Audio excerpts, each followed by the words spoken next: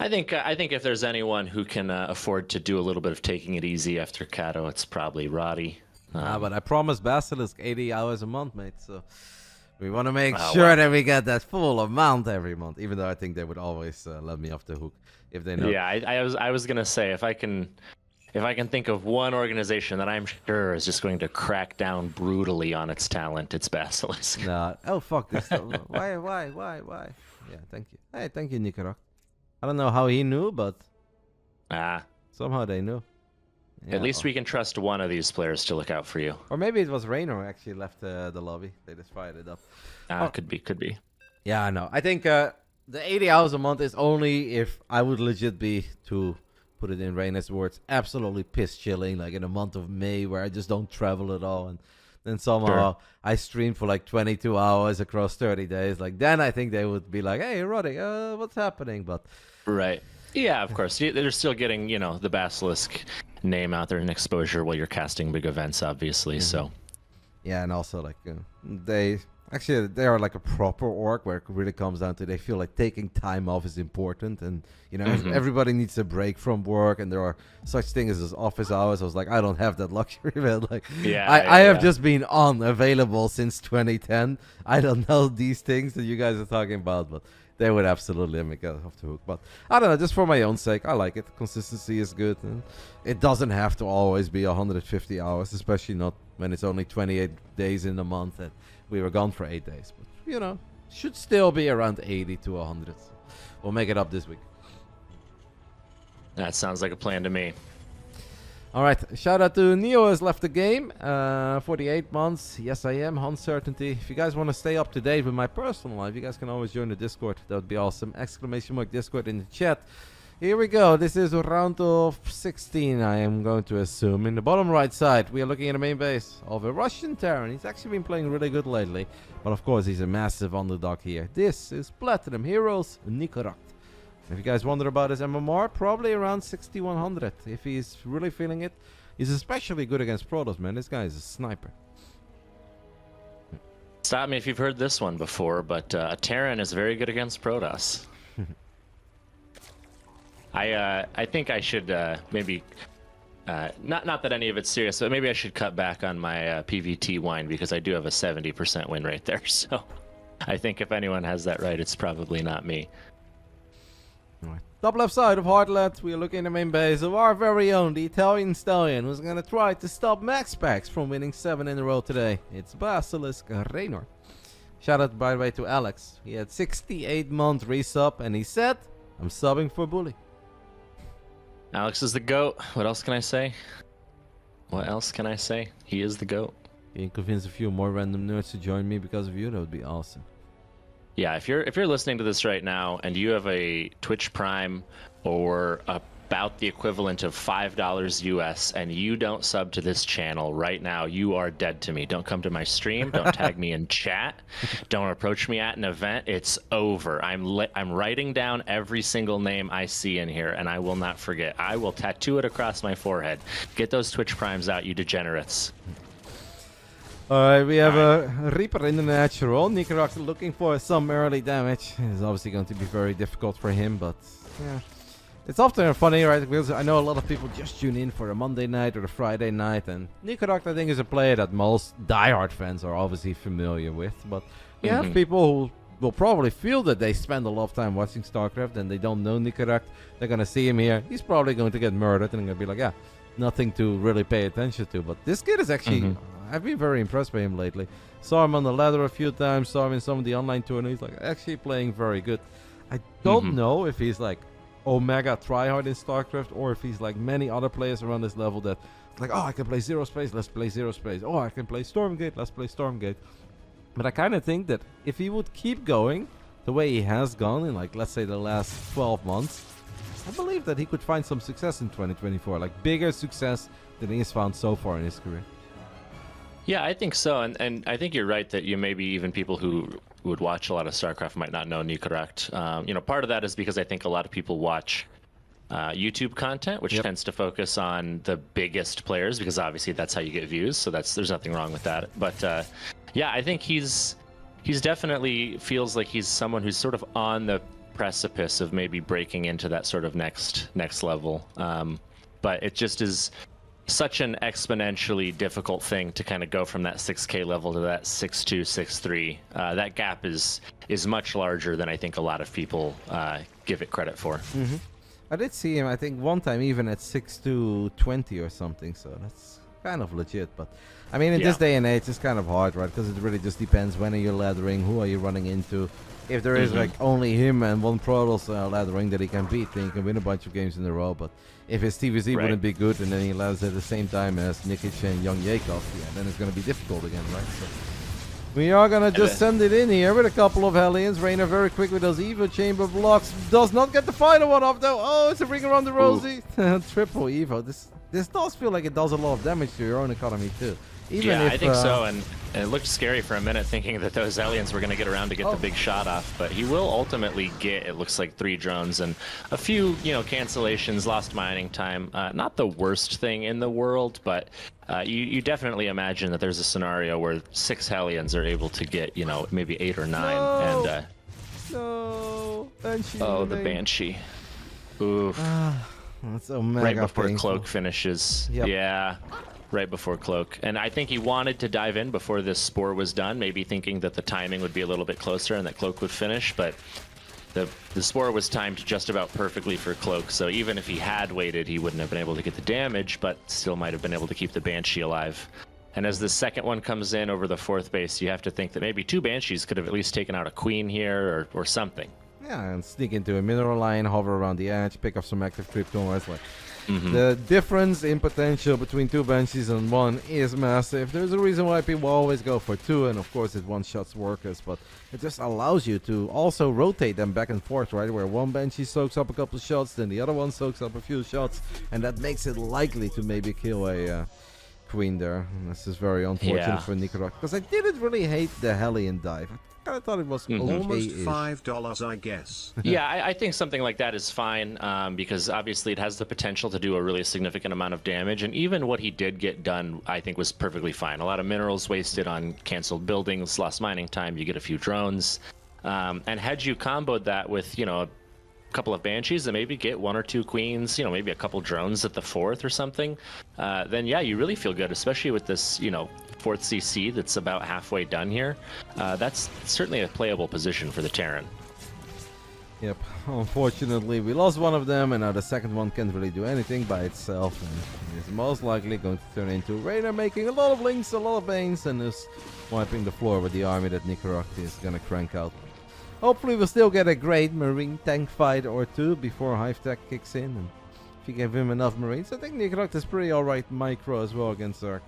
So hopefully we'll still see an exciting fight or 2. That combat shield is going to get fired up immediately as soon as Tim is done, so he's definitely on the money with that. He's going to find a couple Kryptoners, gets the Overlord as well. It's a little something, but obviously Nicoract is going to need a whole lot more than 3 Kryptoners and an Overlord.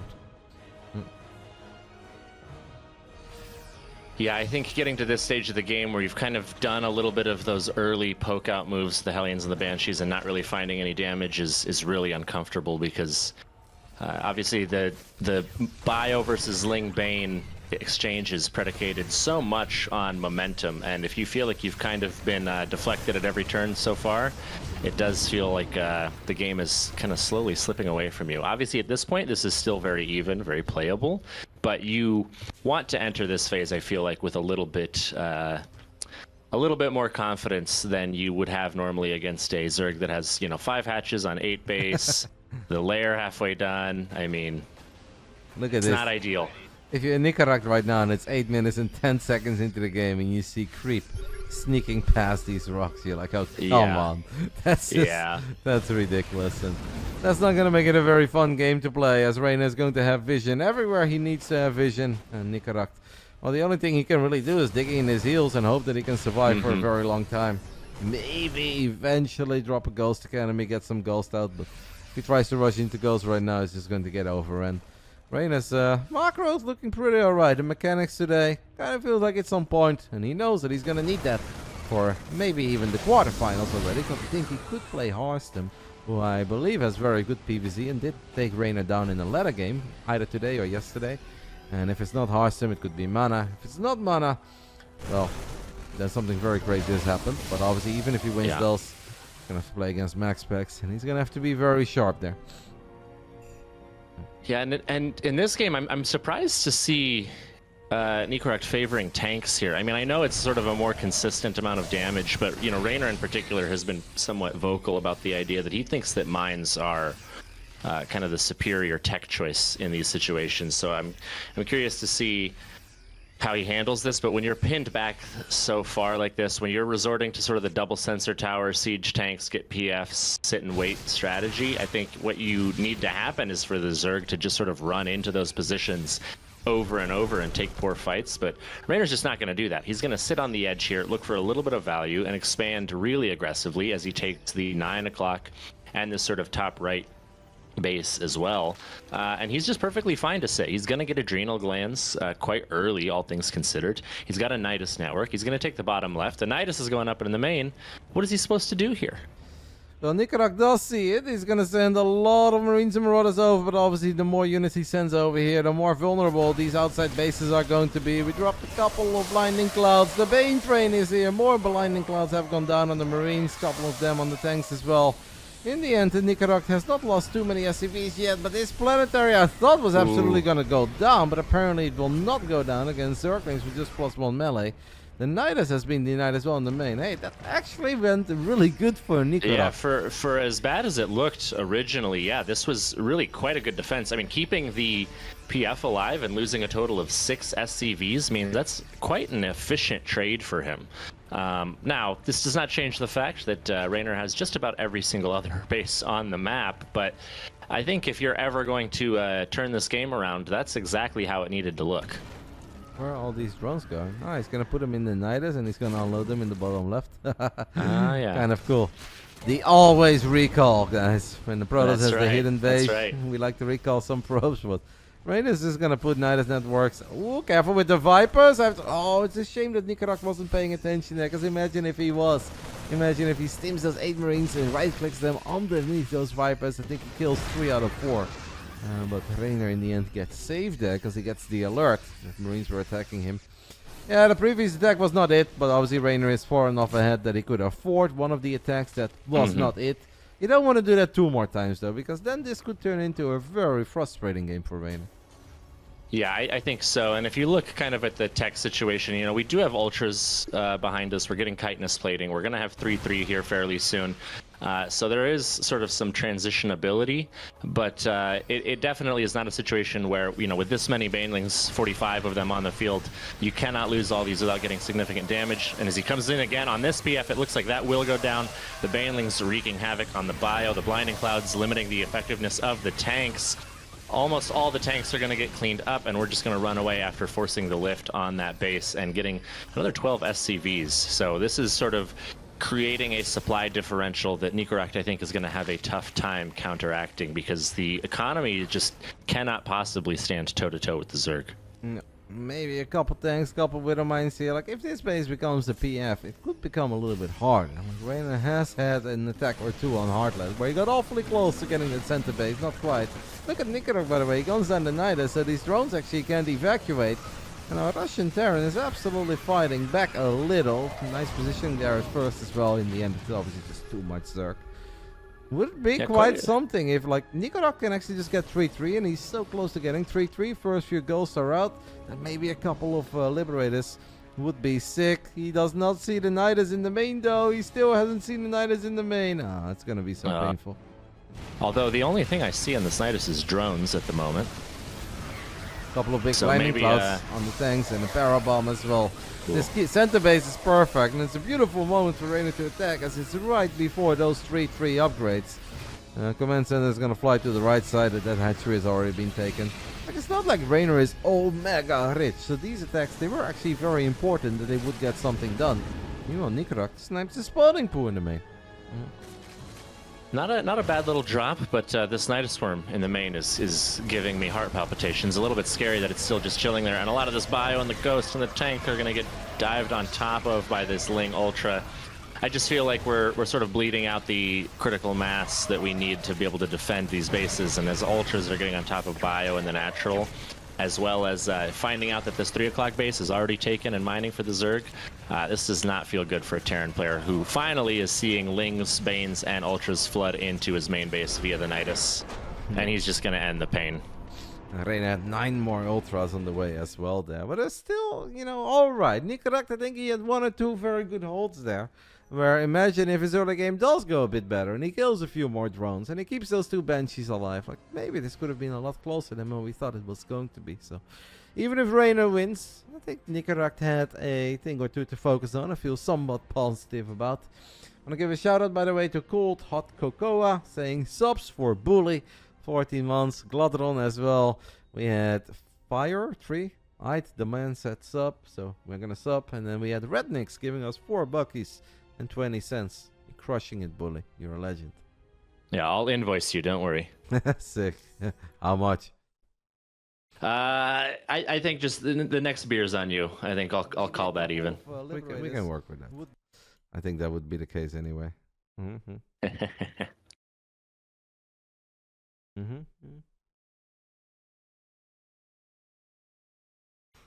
Yeah, I think you know, as oppressive as that game looked, I think from an observer's standpoint, I think for, you know, Nicoract, that was not a game that he lost because he was making, you know, really egregious errors. He did not throw the game away by any metric.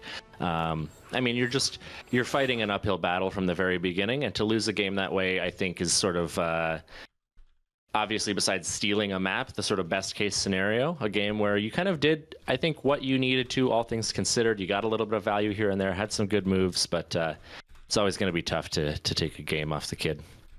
Yep. One of the guys got banned while you were playing because they said you have to be Platinum League. Hey, if they wanna play on stream, they're more than welcome to hop on. Oh, so a guy called Call Me Cuckoo. The gauntlet has been dropped. Bully is challenging you, but his unbanned message seems kind of nice, so we're gonna give him another chance. It's okay. Maybe he didn't know. I like how he said after one of the moves, even Roddy grabbed his head. I was like, yeah, but it doesn't mean that I said he's Platinum League. Like, you know, doing like, oh no, it's not quite the same as, I don't know what he said, but it's something along the lines of, if this is not Plat, I'll never play again. So it's like, those things are not quite the same, you know, but it's... Oh, damn it. I'm not Plat, so he can't play ever again. Oh, that's a damn shame, isn't it? I'm killing StarCraft. You know, he might take you up on that show match offer. Who knows? Yeah, that's fine. All right, guys, honestly, round 2. I wouldn't even mind losing. It's just, it's about the principle. Can't let those things go unpunished, Roddy. Round 2 of the round of 16, top right side. We are looking at the main base of the man that's representing Basilisk. Did drop a ladder game against Hearthstone today, or yesterday. And there is a chance that he will play Hearthstone in the following round. Starting to look like it. This is Basilisk Reynor. And in the bottom left, playing for Platinum Heroes, the Blue Terran, Nicoract. Nicoract. Pay this man his money. I feel like he would do good in a Teddy KGB kind of cosplay. Yeah, that might be. I do think that maybe the sort of defensive tank style might do a little bit better on this map, though. If you kind of eyeball these sort of first 4 bases, I think they are really quite defensible for the Terran in this matchup, or at least that's how it feels to me as an observer. Maybe he has a different opinion, but I do think it is quite a strong defensive map in this matchup. And with the 4th base, you mean the 6 o'clock base, or? Either the 6 o'clock or actually this sort of linear 3rd or potential 4th. The only problem that you have to kind of keep an eye on is obviously these rocks between those getting opened up is a little bit problematic, but it does feel like, you know, especially at this little ledge where the 2 ramps meet that's between the natural and the 3rd, that with tank bio, you can put together quite a healthy defense there. The Dutchie wants to challenge you, mate. Dakila here. That would be a fun match. Dakila. You against Dakila here. Hey, are you busy, by the way, on Friday? What's that? Am I busy on Friday? Yeah. I don't think so. I think it's time for an epic rematch. Oh, yeah? Who's that? You know, it's an epic one.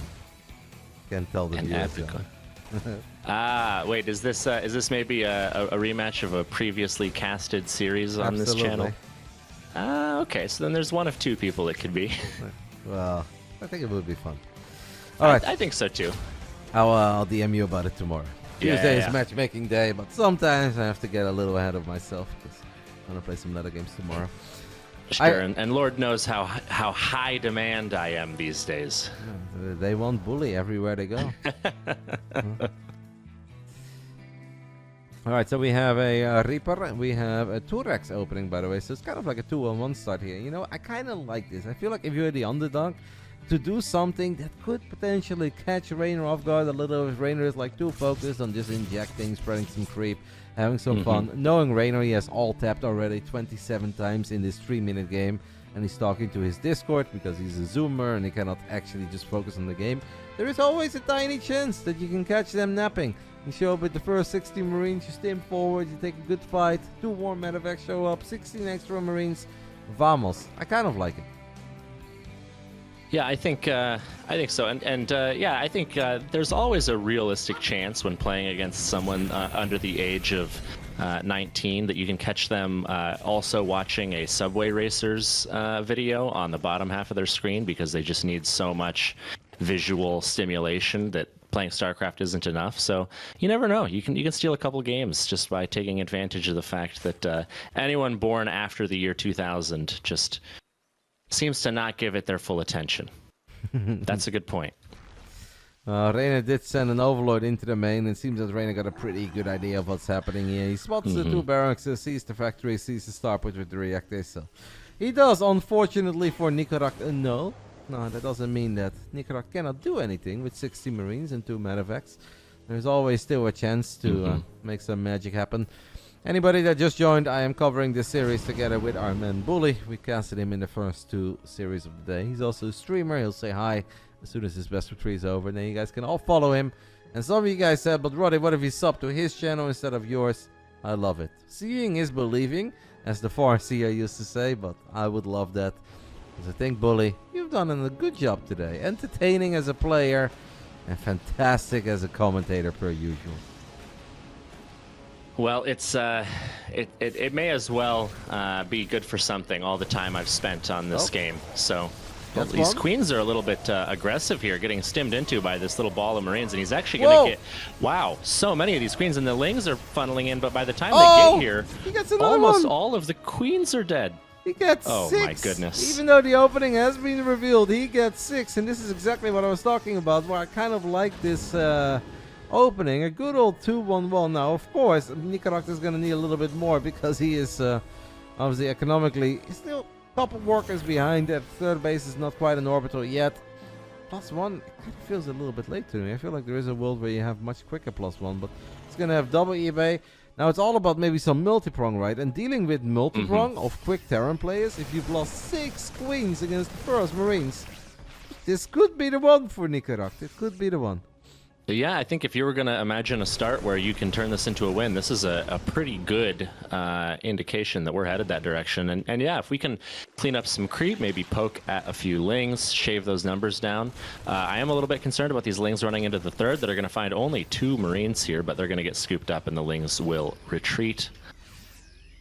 Doors are wide open. Very risky way to play against Reynor, but seems that Nicoract is only thinking about one thing, and that is just non-stop attacking and trying to be in the face of Reynor, and still think that's okay-ish. Reynor, his queen count is all the way back up to 6 though, so he lost 6 and he's now back up to 6. Nicoract is trying to push the creep back a little, but Reynor always leaves an active 3-corner or 2 behind. There's one Reaper in the mix there, that's just kind of derping. Still nice to have that Reaper, as those lings you were worried about morphed into Banelings and end up killing 6 SCVs, but Nicoract is dropping. Yeah, I think he's doing a very good job with these 2 medevacs just to kind of keep the army back, make sure that Reynor, stays honest here. Really not so bad. I mean, besides those Banelings getting a little bit of damage, everything has kind of fallen his direction. And as these Marines move forward with a mine, there is, I think, a little bit of potential here in this small push to clean up some creep and maybe get quite a few of these lings as well. Big army over here in the top left. +1 is about to kick in, but Reynor is also about to get +1 carapace. When his upgrade is even a tiny bit quicker, this is where you have to be very careful. You were talking about mines in the last game. This time you said tanks could be nice here on Alcyone. Well, Nicoract just wants to get some mines. That armory is halfway done. He's building a second armory. That's definitely a mistake. There's no way he wants to play double armory with the style that he's currently playing. Good job there by Reynor. Showing us that the kid is built different. Lost like 3 links to kill 2 Widow Mines. Cancel an armory, Nicoract. We don't need 2. 1 is enough. Yeah, quite good on the mine defense. Do lose way too many Marines outside the third base to those Banelings. The split was not quite as effective as it needed to be. And the door is still wide open, and I think Reynor is going to see this. And thinks better of running in, perhaps thinking that maybe waiting for the Banelings is the better play. Some extremely lackluster mine hits. There is finally a third mine that gets a decent number of lings, but there's just so many Banelings here, and I think we just don't have an answer for this scenario as Nicoract. He is going to lose the Banelings to that mine, but losing 20 SCVs is really going to take the wind out of the sails for the Terran here. Yeah, especially because he's not quite done yet. It was 20, but it's going to end up with Oof. 30 plus.